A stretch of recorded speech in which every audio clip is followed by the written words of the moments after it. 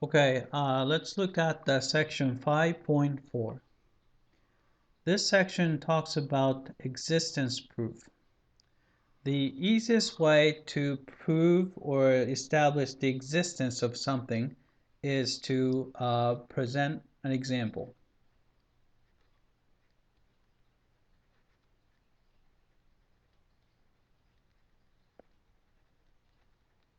Right?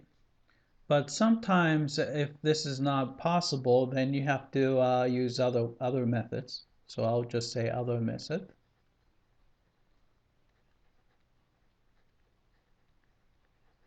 Right, such as quoting some existence theorems from calculus or something like that.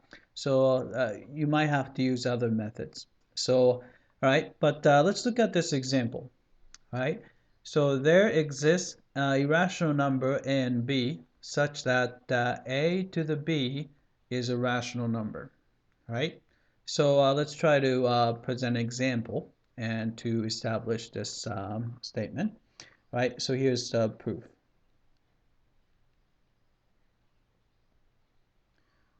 All right, and we may use the fact that the square root of 2 and the square root of 3 are irrational numbers. Right, so why don't we try this example. Right, try a to be, say, square root of 3, and we can choose b to be square root of 2. Right, so those are irrational numbers, so that'll be good. And we have to make sure that a to the b is a rational number. So this is an example.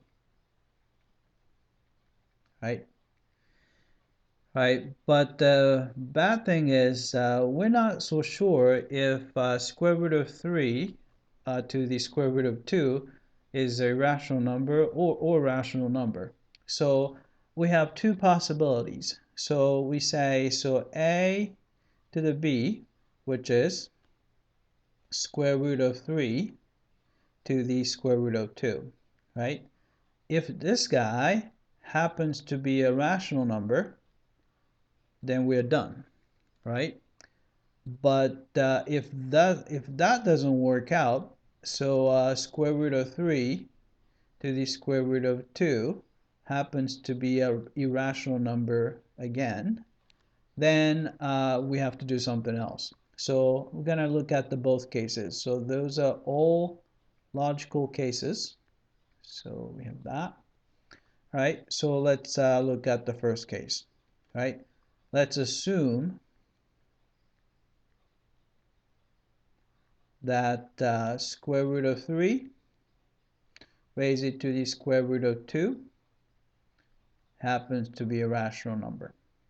Right, so this is case 1.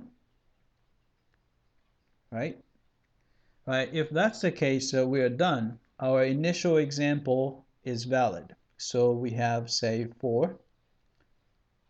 Right, so therefore we know that a equals square root of 3 and b equals square root of 2 is an invalid example. So I'll just say is valid. Right, then we're done. Right, so that comes from 3. Right, what if it doesn't work out? So so here's the case 2. So assume that square root of 3 raised to the square root of 2 happens to be an irrational number also. Right, so this is our second case. Right, so let's look at that. Right, so if that's the case, then we're going to look at the different example. Right, so we're going to try this example. Right, so we can let a be square root of 3 raised to the square root of 2, since we're assuming that it's a rational number. Right, then we can probably keep b as just the square root of 2, just as before. Right, so this is our example, new example. right? Then you look at a to the b. So in this case, a to the b is equal to square root of 3, raise it to the square root of 2, and raise it to the square root of 2 again, right? Which is square root of 3, raise it to the square root of 2 times square root of 2, right? But the square root of square root of 2 times square root of 2 is just 2. But the square root of 3 squared is going to be just 3, right? 3 is definitely a rational number, right? Right, so this would work out. So this comes from number 6, right? So therefore, we found an example. So the new example, therefore, a equals square root of 3, raise it to the square root of 2, and b equals square root of 2 is a valid example, right? This comes from 7, right? Then this would prove it. So either way, we could come up with an example. So therefore, we could establish this existential statement, right?